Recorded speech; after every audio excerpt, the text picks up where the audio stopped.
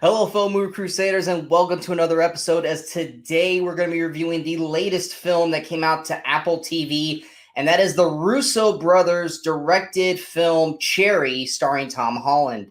Now, for me, I was actually kind of excited to see this film because I love Tom Holland. I think ever since Spider-Man, I've really grown into his performances as an actor, and just watching him in each film he does just get better and better and showing off more risks. I mean, with obviously you got him as Spider-Man, but like what he's done with the Peter Parker character already to last year's I think the Devil, I'm blanking on it. It was The Devil All the Time.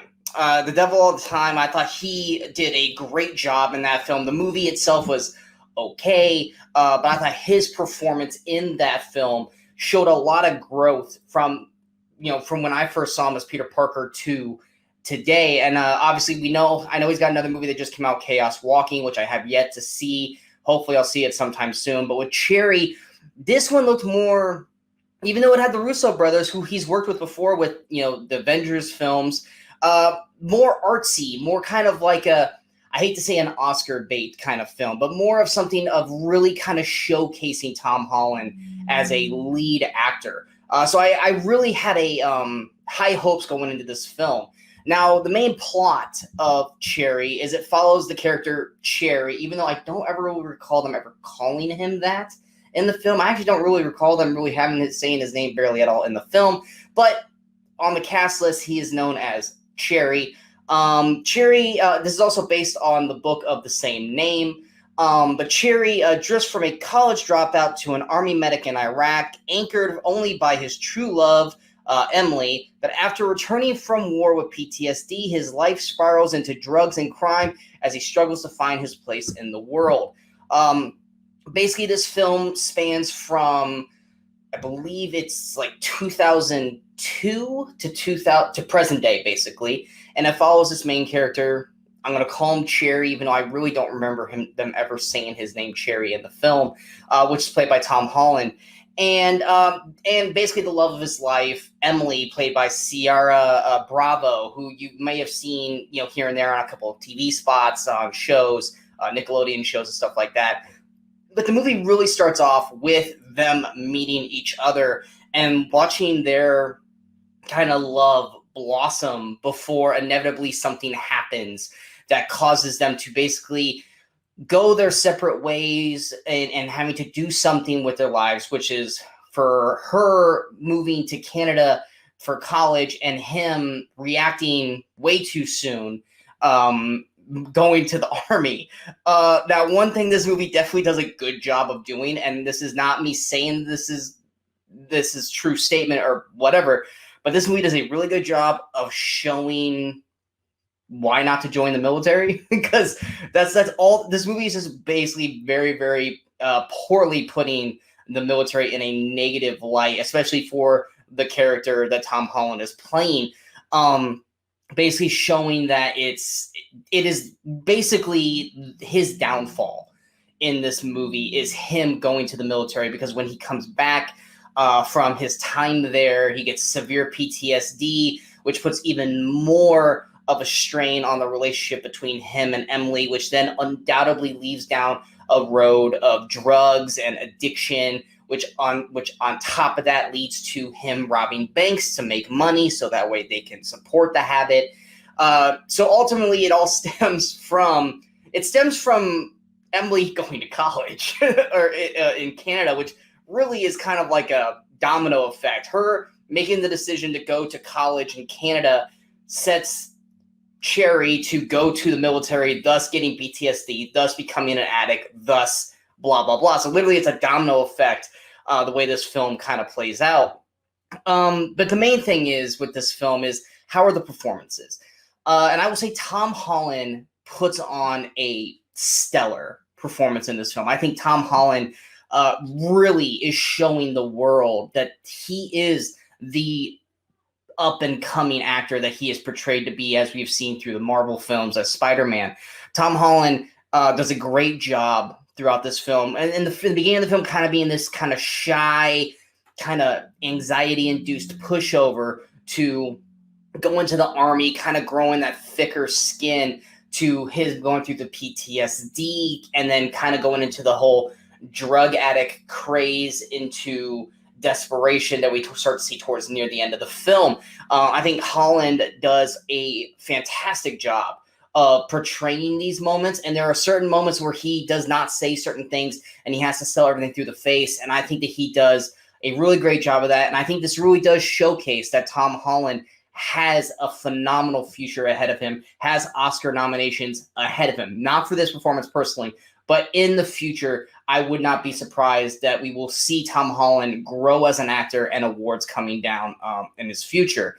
Sierra Bravo as Emily, I think for the most part, especially for the first half of the film, puts on a great performance. Now, as her character goes on the decline, you start to see less and less of her. And when you do see her, she's kind of more in a kind of a drug haze, which undoubtedly, while she does put on a good performance of that, it really also kind of hinders her performance as well, because we're not getting much out of her. She does have some great moments near the start of the third act, but I feel like because she's pretty much in a drugged stupor for most of the rest of the film, it really kind of pulls back her performance overall. But when she's actually given stuff to do, I think Sierra Bravo does a great job as well. Jack Rayner, whose name in the movie is Pills and Coke.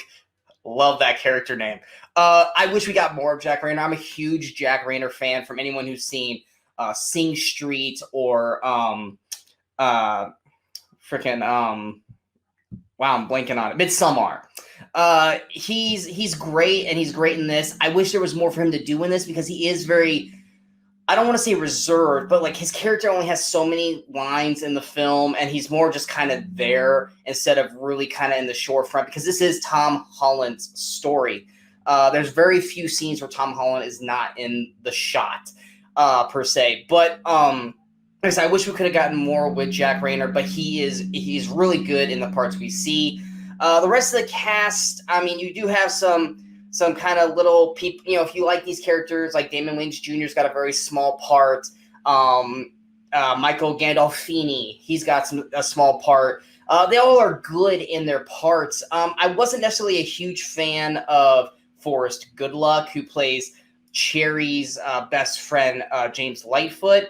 I think his performance is kind of uneven and basically borderline annoying throughout most of the film, but he's playing a certain character type, and I guess it works for the film. The main problem that we run into when it comes to Cherry, one, it's 2 hours and 20-some minutes long. It feels like a 4-hour film.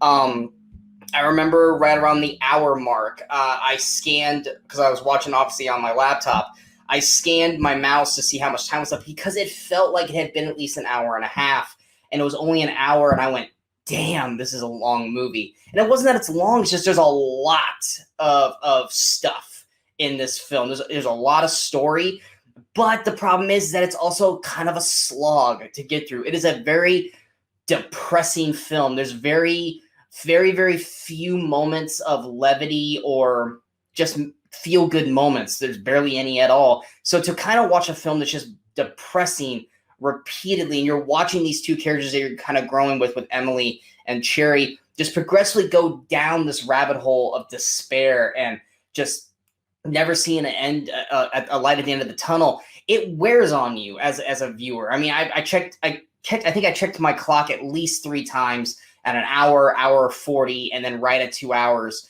where I was just like, how much more do I have to keep watching this film? Which means that this film's not going to be for everybody. There are certain people who don't like these kinds of films, who don't want to watch a movie that's just depressing and watching the characters just progressively degenerate, from when we first see him towards the end of the film. And if that's the case, this movie's definitely not going to be for you. You're watching this movie because you want to see the performances, and you want to see what the Russos do with something that's not, Marvel. And with the Russo brothers,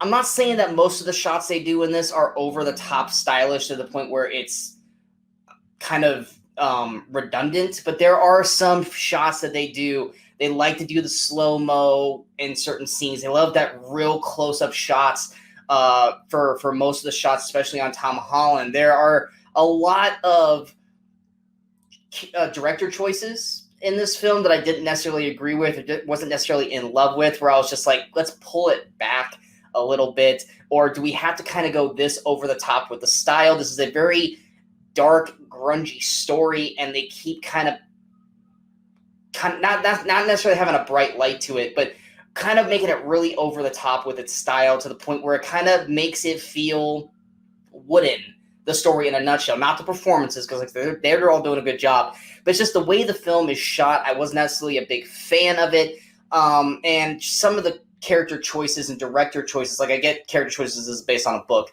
but just some of the director choices that they chose, I don't agree with, or don't think that they could have done a better way to make this story a little more gripping and a little more enjoyable to watch, because like I said, it is kind of a slog to get through. There are pacing issues. The first like hour is before he goes to the army, and it is kind of like, let's speed things up a little bit. Let's go. The army stuff is all really good. I think the army stuff, and then right when he comes home from the army with the PTSD stuff, I think is completely well done. Once they start going down the drug addict route, it's kind of, all right, we get it. Let's move forward. Then till we get to the drug, or to the bank robbing stuff, which once again, even that I feel like tends to go a little too long. And then when the story starts to get interesting, or you start to get stuff where you can get some good character development, especially in the last, I would say 5-10 minutes of the film when something happens, I wanted more of what was going on there. I wanted to see more of what was going on with those characters of Emily and Cherry, especially in those last 10 minutes. But instead, we get kind of a monologue of time passing, and we don't get to see those character moments. And that's the stuff I really, really wanted to see. And then we just get the end of the film. So in terms of performances, I think everyone does a great job. In terms of the direction, the way the story is done, and just the script in a nutshell, I think that's what really falters this film overall. So going to overall recommendations or reviews, if you want to see a fantastic Tom Holland performance, then yes, you're going to love to see him in Cherry, because he puts on a great performance. Same thing with Sierra Bravo, at least for the first 3/4 of the film. Now, in terms of, oh, you got to see this film, you're going to love this film, no, Cherry's definitely not going to be that for you. It's just, if you want to see a kind of more of an artsy attempt by the Russos and Tom Holland, then Cherry's something worth checking out. But it is not something that I can say, put 2 hours and 20 minutes into this, you're not going to regret it. Because frankly, even I was like, yeah, I like the performances and stuff, but man, I kind of wish I had those 2 hours and 20 minutes back.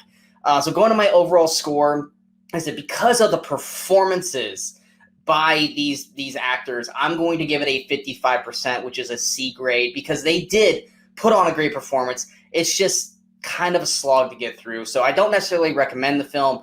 It's definitely something that I've watched once. I very rarely doubt I will ever see this movie again. And I think that's going to be kind of the norm for anyone who watches this film. I don't see this as more of a one-time viewing, which sucks, because it is a great performance by Tom Holland and Sierra Bravo, but it's just not something I think I would ever return back to, and I think that's going to be most people in general. I hope you guys enjoyed this review. If you guys did, go and hit that like, share, and subscribe button to the channel so you guys stay up to date with all the latest videos that pop up on the Movie Crusaders. And of course, don't forget to follow us on all the social media outlets below. Coming up next, we got Zack Snyder's Justice League. It is 4 hours long. I will try my best to watch it in one sitting. I probably won't. So expect that review to probably come out sometime on the weekend. It probably won't be out on Friday. But this Friday, we will have another episode with myself and Brian Michaels with the Weekend Crusaders, where we talk about 5 movies that came out in this weekend in movie history. So be on the lookout for that. And until next time, in case I don't see you, good morning, good afternoon, and good night, Movie Crusaders. You're still here? It's over. Go home.